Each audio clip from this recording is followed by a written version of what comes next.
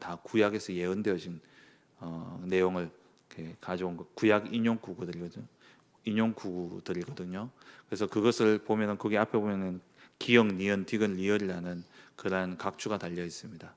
그걸 따라서 내려가면 밑에 관주 보면은 그 성경 구절이 어디서 나왔는지 다 나오죠. 그걸 읽어보면 참 재밌어요. 마태복음은 마태복음에 계속 반복되어지는 말이 뭐냐 하니까 이는 선지자들이 하신 말씀을 이루려 하심이라.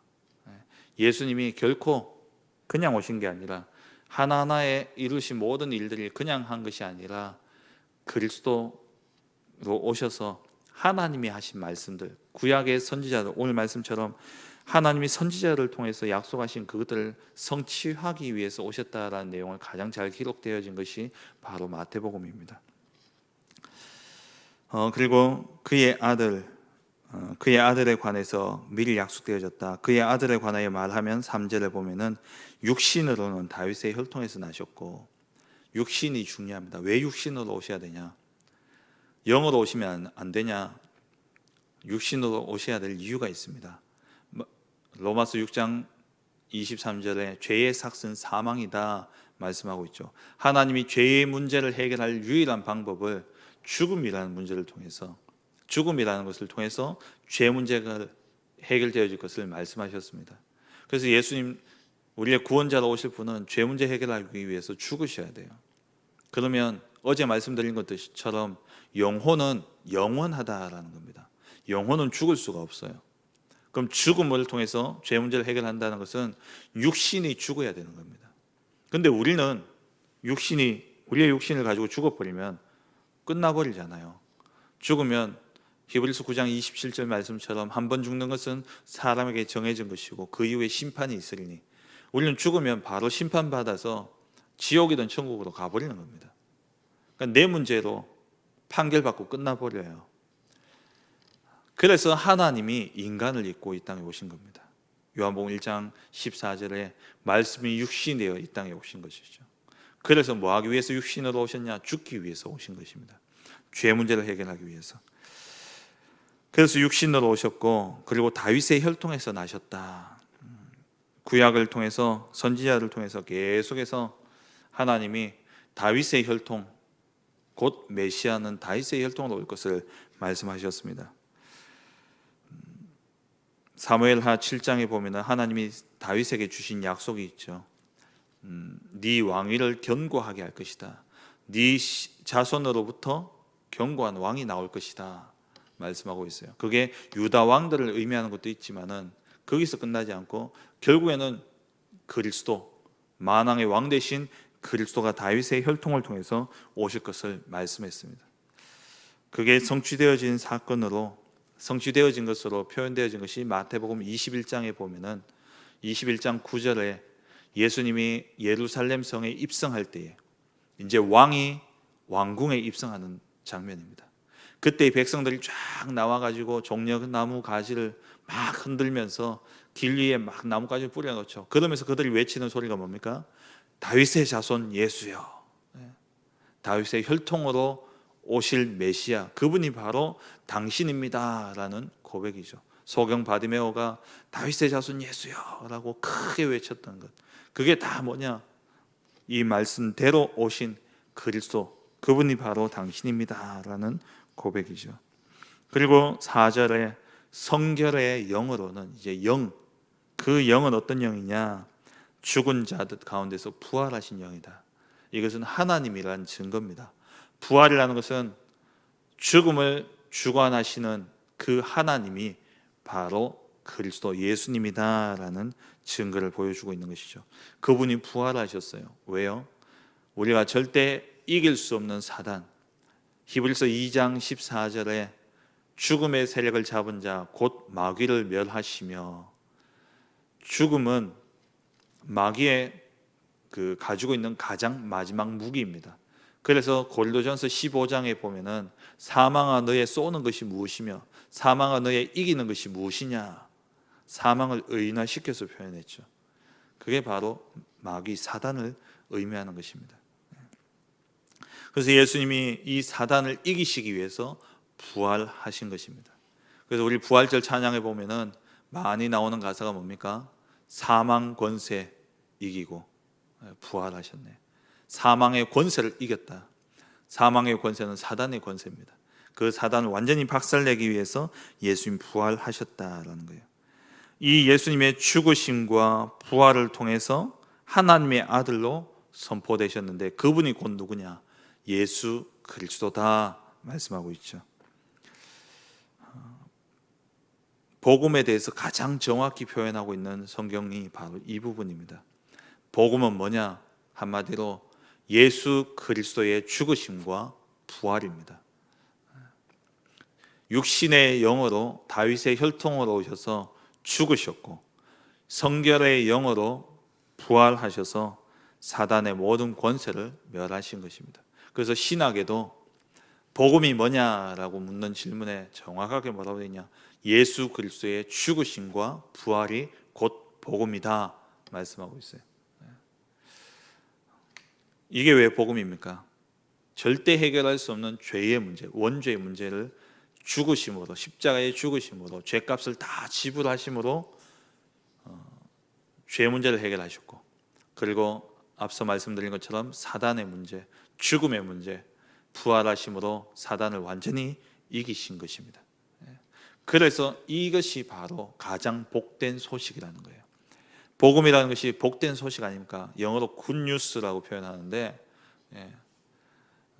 이 굿뉴스 가장 이렇게 좋은 소식인데 세상에 굿뉴스가 얼마나 많습니까? 뭐 누가 뭐 선행을 했다, 뭐 사랑의 열매에 뭐 몇 억을 기탁했다, 뭐 좋은 뉴스죠. 근데 또 어느 나라가 뭐 잘 살게 되어졌고 뭐 주식이 올랐다, 뭐 이렇게 이야기하죠. 근데 세상에서의 복음은, 세상에서의 좋은 소식은 다 상대적인 거예요. 누군가에는 좋은 소식인데 누군가에는 안 좋은 소식이 될 수 있는 게 세상의 복음입니다. 그래서 복음은요 단 하나밖에 없어요. 모든 사람에게 이로운 것은 오직 그리스도밖에 없습니다. 그리스도로 말미암아 안 좋은 것은 한 놈밖에 없어요. 누구냐? 마귀, 사단밖에 없어요. 그래서 복음입니다. 복음은 오직 그리스도밖에 없다라는 것이죠. 그럼 이 복음을 위해서 우리는 택정받은 자입니다. 5절 말씀에 우리가 은혜와 사도의 직분을 받아 그의 이름을 위하여 모든 이방인 중에 믿어 순종하게 하나니, 우리가 받은 은혜가 있다라는 거죠. 그 은혜가 뭡니까? 먼저 복음을 받았다라는 거. 먼저 그리스도로 말미암아 죄 사함을 받고 사단의 권세에서 빠져나온 이 은혜와 그리고 사도는 뭐냐? 그러니까 예수가 그리스도 되심을 보고 체험한 증인들이 바로 사도입니다. 그래서 이 바울이 사도에 대한 논쟁에 많이 휩쓸렸어요. 많은 사람들이 바울을 공격할 때 제일 많이 공격한 내용이 뭐냐? 그러니까 네가 어떻게 사도냐? 넌 사도 아니지 않냐? 사도는 누구냐? 그러니까 예수님의 공생애 동안 3년을 따라다니면서 예수님이 행하신 모든 기적을 보고 그의 죽으심과 부활을 목격한 자가 사도예요. 그런데 바울은 예수님 부활하시고 승천하신 이후에 예수님을 믿었다는 거죠. 그래가지고 바울을 향해서 많은 사람들이 서신서를 보면 그런 내용이 많이 나옵니다.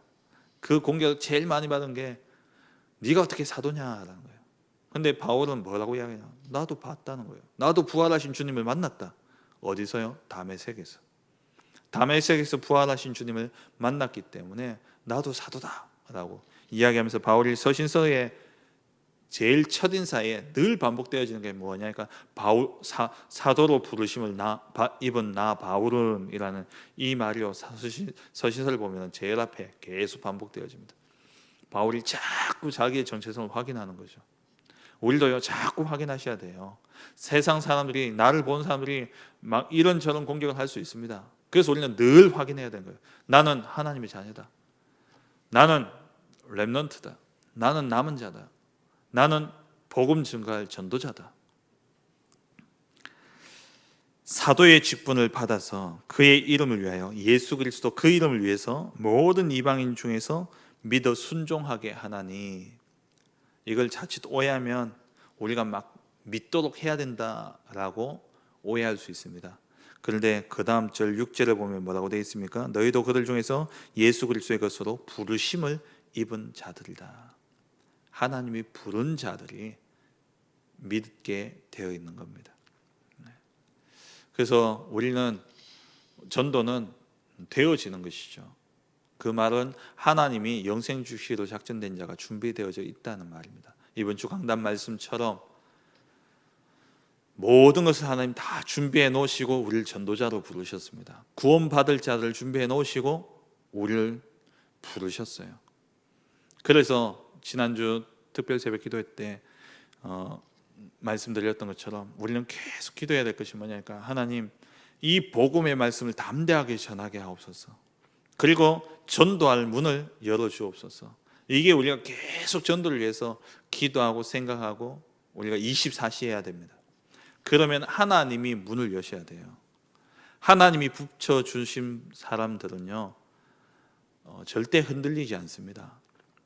우리가 인간적인 정으로 또 어떤 직위를 가지고 이렇게 복음을 전했던 그런 가운데 회사에 가서 제가 이렇게 만약에 대표 또 사장님 또 소장님 이런 분들이 사람들 모아놓고 예배를 드리고 복음을 전하게 할 때가 있어요.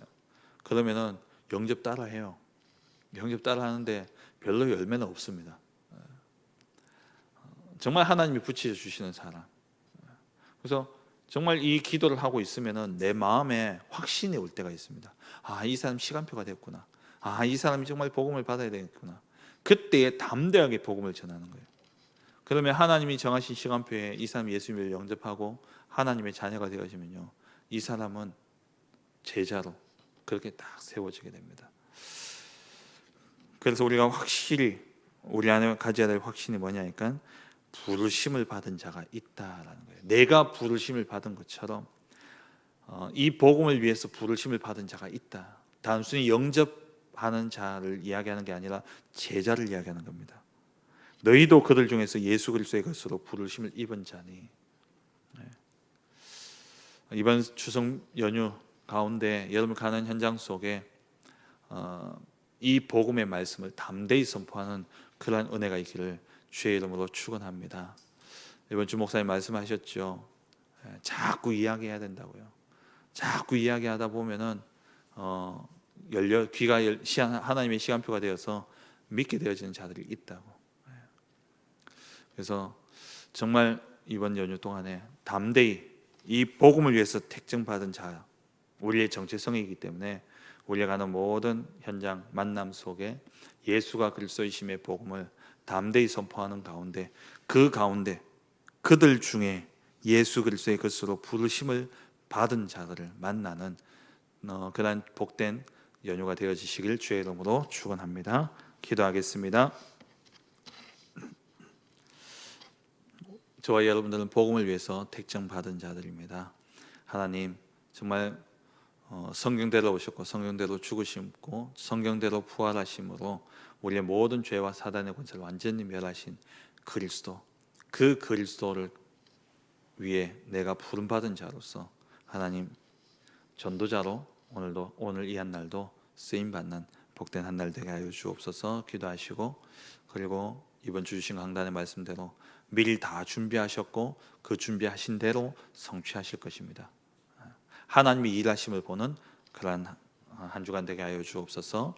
또 만민을 위해 길을 들라 후대를 세우는 렘넌트의 뜰, 시대를 치유하는 기도의 뜰, 그리고 237 나라 살리는 이방인의 뜰의 축복 누리는 그러한 교회가 되어줄 수 있도록 이를 위해서 300지교회 3,000제자 1만 성도, 그리고 우리는 내 지교회 100군데 말씀운동, 그리고 1,000명의 제자 세우는 우리 태권도 폴리스 하나 교회가 되어줄 수 있도록 기도하시고, 그리고 또 우리 담임 목사님과 또 저를 위해서, 그리고 또 원로 목사님과 우리 모든 부교육자를 위해서, 그리고 중직자들과 렘넌트를 위해서 기도하시고, 그리고 영육간에 질고당하시는 많은 성도님들 위해서 기도해 주시고, 그리고 선교 현장과 또 다민족 사역, TCK 사역, 그리고 차세대 선교사들 위해서, 또 중남미 우리 사역 지금 단기 선교 사역을 위해 기도해 주시고, 또 필리핀 의료 선교를 위해서 기도해 주시고, 또 이번 주에 추석 연휴를 맞이해서 다민족 집중훈련, 유학생 또 수련회 또 팀 합숙훈련 71차 참석하시는 성도님들 계십니다. 이 훈련을 통해서 정말 그리스도로 결론나고 그리스도를 위해 택정함을 받은 자로 전도자로 세워지는, 절대 제자로 세워지는 귀한 응답이 있도록 이 시간 우리 주신 기도 제목 가지고 기도하시고 개인적인 기도 제목 가지고 힘 닿는 데까지 기도하시다가 자유롭게 돌아가시겠습니다. 함께 기도하겠습니다.